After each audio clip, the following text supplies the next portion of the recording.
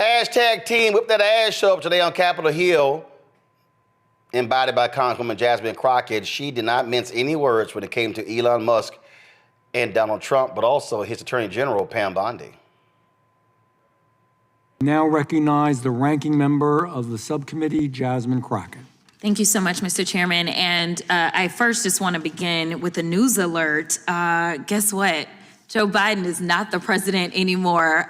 So maybe we can move on. Maybe we can move into the present, because it seems like we are living in the past. And listen, these are not the good old days, you know, like you used to sit around and your grandparents would talk to you about what used to happen.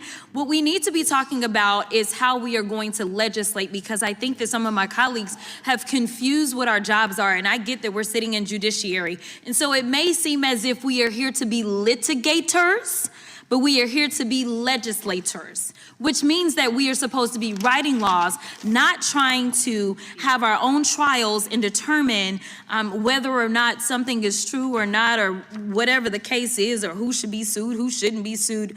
All I know is that a great American hero, a good senator out of New Jersey, said something to the effect yesterday as he was shattering the record for holding the floor, a record that had been held by another racist in this country. As he shattered that, he said something about the fact that this should not be about left versus right. It should be about right versus wrong. And I am going to tell you that I want us to focus on right versus wrong. The reason that we are struggling right now in this country as it relates to people not trusting agencies, honestly, a lot of it is because of elected leaders. Let me tell you, one of the things that the chairman and I actually agree upon, we don't agree on a lot, is that we both know that there has been a sharp incline as it relates to threats upon our lives. Regardless of what side of the aisle you sit on, we both know and agree that as sitting members of Congress, we both are enduring more death threats than anybody should in this country. And I believe that it is because of the divisive rhetoric, and it is because of the selective enforcement of things. And so when we have, and I'm gonna be clear, because I had remarks and I'm going a whole other way. To have the sitting Attorney General go on, and I'm gonna call it faux news. I know some of y'all love it, but it's fake to me. To have her go on Fox News and to then decide that she wanted to send a threat to me, it was wrong. Because here it is, she is the highest law enforcement agent in this country, and people are watching and they are consuming this information, and they are believing that simply because I decided that I wanted to exercise my right to free speech, which I am not abridged from doing, that she then wanted to then politicize something that should not be politicized. I don't like Elon Musk. I'm gonna say it 50,000 times. I don't like him. I don't like that he going out there and he firing people. I think that he's a crook, because somehow the rest of us can't sit around and get whatever federal contracts we want. The rest of us can't sit around and get law enforcement and get them somehow ordained as federal law enforcement to protect him. The rest of us can't get our dealerships protected by the federal government. That is somebody that is operating above the law.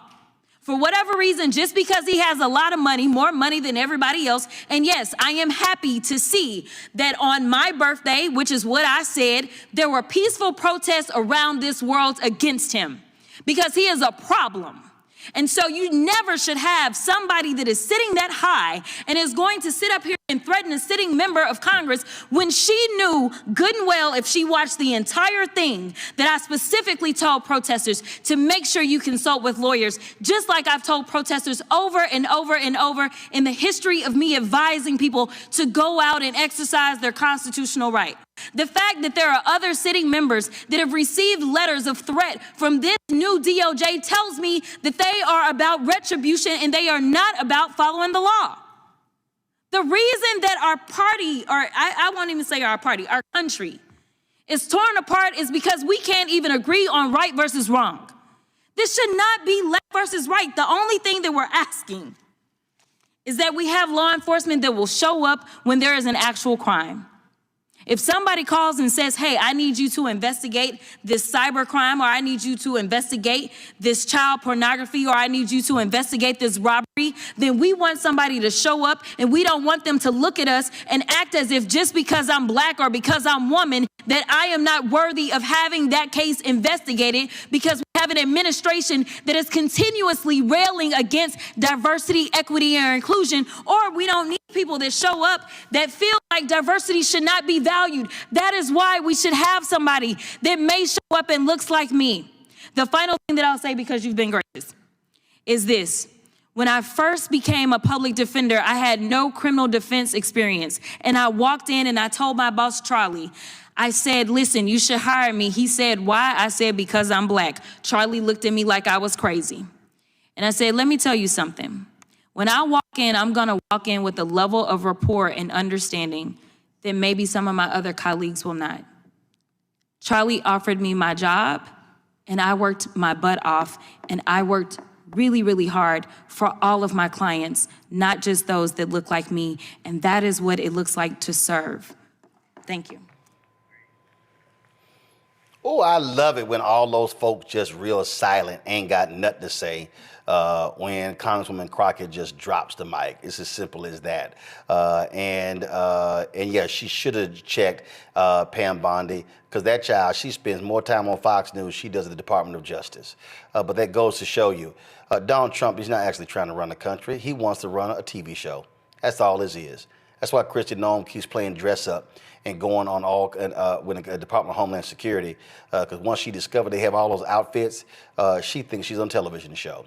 These people have no business being in power. Unfortunately, they are, because a lot of folk stayed at home and complained and said Kamala wasn't good enough.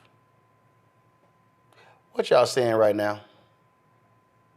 But we begin tonight with the people who are really running the country right now. Now, Trump is often wrong and misleading about a lot of things, but especially about history. Donald Trump falling in line with President Elon Musk. In the wake of the unsettling news that MSNBC has canceled Joy Ann Reid's primetime show, The Readout, Roland Martin and the Black Star Network would like to extend an invitation to all of the fans of Joy Ann Reid's MSNBC show to join us every night to watch Roland Martin Unfiltered, streaming on the Black Star Network for news, discussion of the issues that matter to you, and the latest updates on the twice impeached, criminally convicted felon-in-chief Donald Trump and his unprecedented assault on democracy, as well as co-president Elon Musk's takeover of the federal government. The Black Star Network stands with Joy Ann Reid and all folks who understand the power of black voices in media. We must come together and never forget that information is power.